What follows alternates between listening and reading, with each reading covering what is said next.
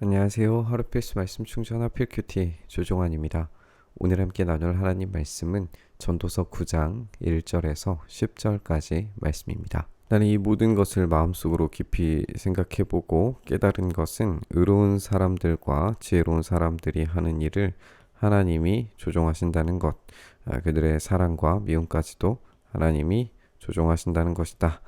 사람은 아무도 자기 앞에 놓여 있는 일을 알지 못한다. 라고 이렇게 결론을 내립니다. 이것은 우리가 이제 긍정적으로 읽는 그런 표현이라기보다는 역설적 표현이라고 이렇게 읽는 것이 좋을 것 같습니다.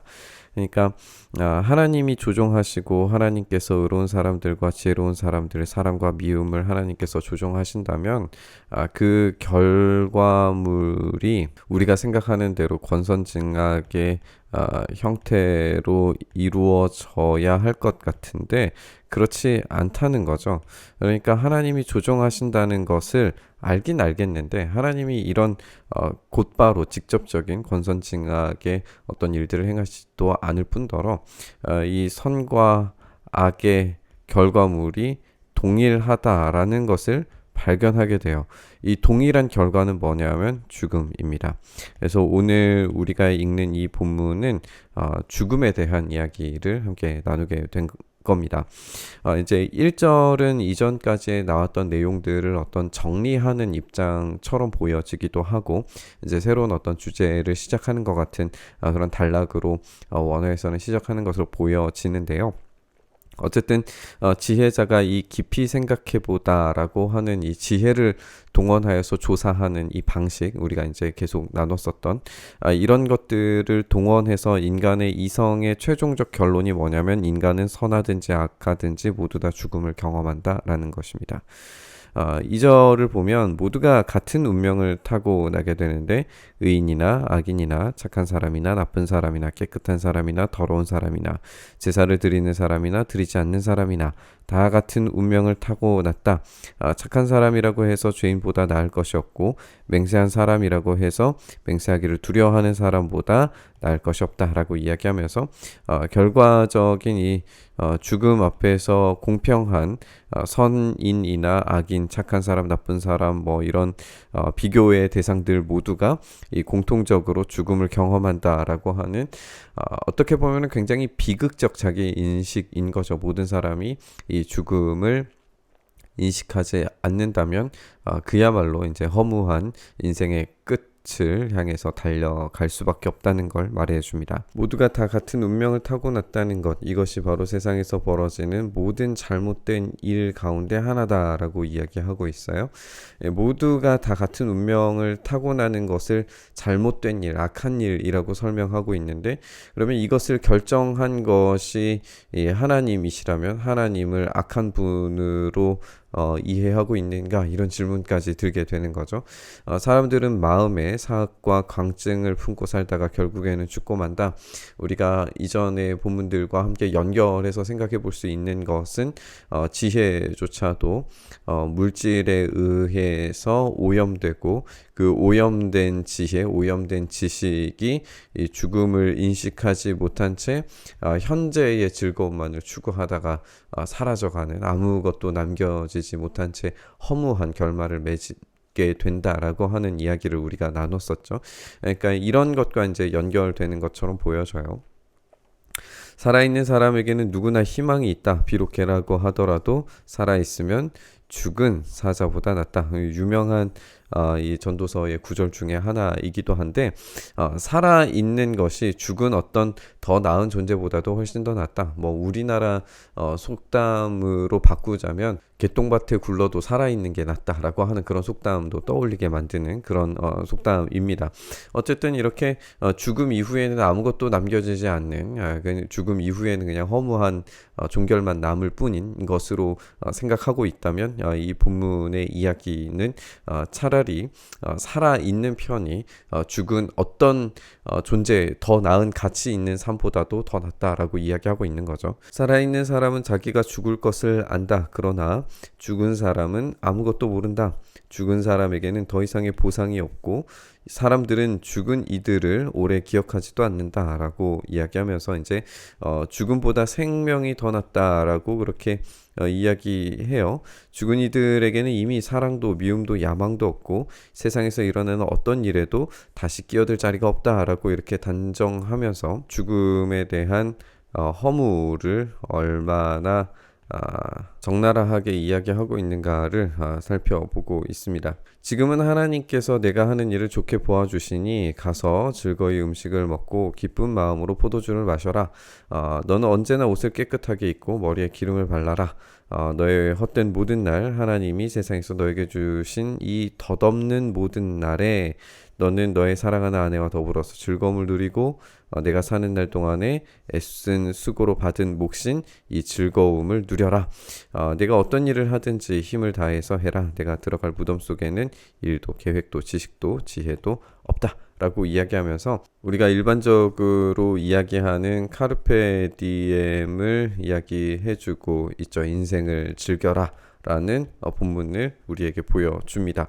그런데 우리가 이제 이전의 이야기들과 함께 문맥의 상황을 생각해서 이 카르페 디엠 이야기를 읽어보면 하나님께서 내가 하는 일을 좋게 보아주신다라는 것과 이렇게 즐거움과 깨끗한 잔치를 준비하는 방식의 이런 즐거움을 만끽하고 누리도록 하는 것이 하나님이 정말 이를 좋게 보셔서 선물처럼 주시는 즐거움인가 하는 질문을 낳을 수밖에 없습니다.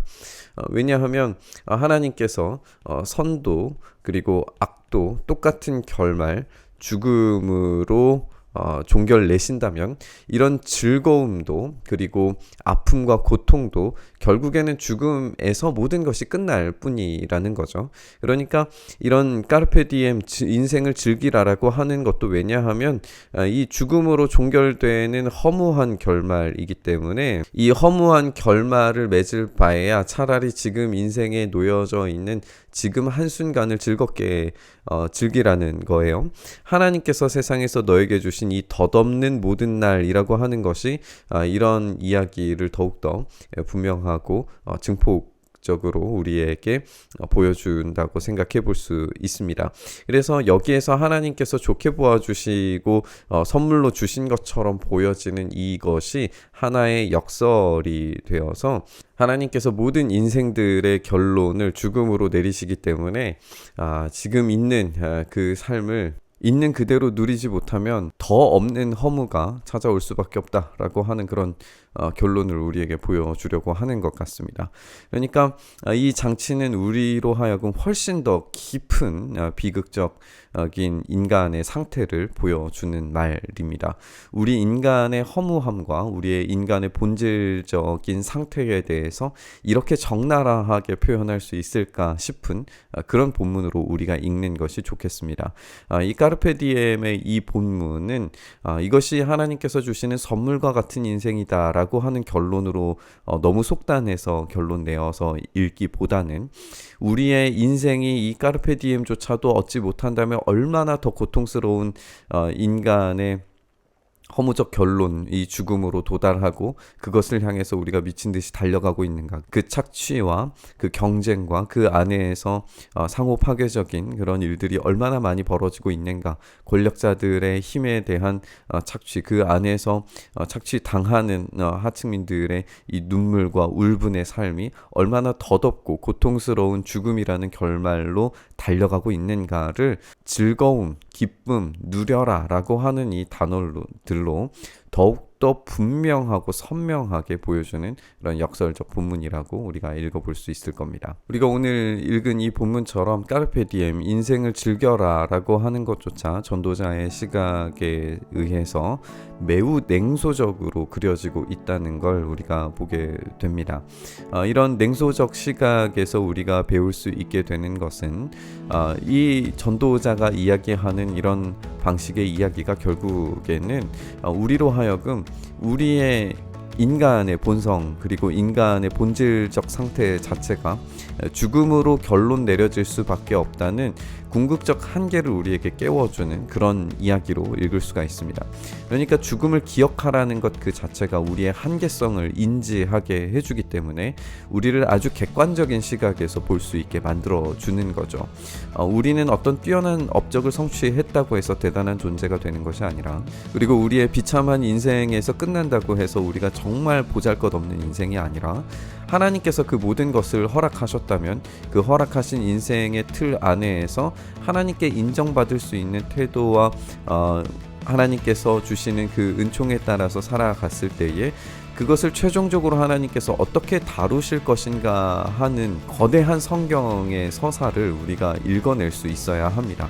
전도자는 여기에서 인간의 본질적 상태, 이 죽음의 상태에 대해서만 이야기하지 우리에게 최종적 구원이 이미 준비되어 있다라고 하는 사실에 대해서는 침묵하고 있습니다. 그리고 우리는 그것을 알고 있기 때문에 이런 냉소적인 비평적인 시각에서 벗어나서 우리가 누려야 되는 정말 죽음에 대한 기억, 그리고 참된 기쁨에 대한 방향성이 어디로 향해야 하는지에 대해서 우리는 알 수 있습니다. 그것은 결국 우리 예수 그리스도 안에서 해결될 문제이고, 예수 그리스도 안에서 해결되지 않는다면 이 세상에 어떤 부와 명예와 능력과 실력과 성취감조차도 죽음 앞에서 아무것도 아닌 허무적 존재일 뿐이라는 사실을 다시금 우리에게 일깨워주고 있습니다. 우리의 이 객관적인 시각, 죽음 앞에서 우리 모두가 평등하다면 그 죽음을 뛰어넘고 우리에게 보상과 상급을 내려주실 수 있는 분이 계시다는 사실을 기억했을 때에 우리의 인생의 태도와 우리의 목적지가 완전히 달라질 줄 믿습니다. 우리가 이 말씀 묵상하면서 우리의 죽음을 기억할 뿐만 아니라 우리를 다시 살리시는 예수 그리스도의 죽음을 기억하며 본문의 말씀 묵상했으면 좋겠습니다. 주님, 그렇습니다. 우리의 인생의 여정이 죽음에서 끝나는 것이 아니라 부활과 영원한 생명이 예수 그리스도 안에서 주어진다는 사실을 다시 기억하면서 주님께서 주시는 소명과 부르심 안에서 오늘도 살아갈 수 있게 하여 주시옵소서. 이렇게 우리의 삶 붙들어 주셔서 놀라운 은혜 가운데 오늘도 살아가게 하시기를 간절히 소망하며 우리 주님 예수님 이름으로 기도드리옵나이다. 아멘.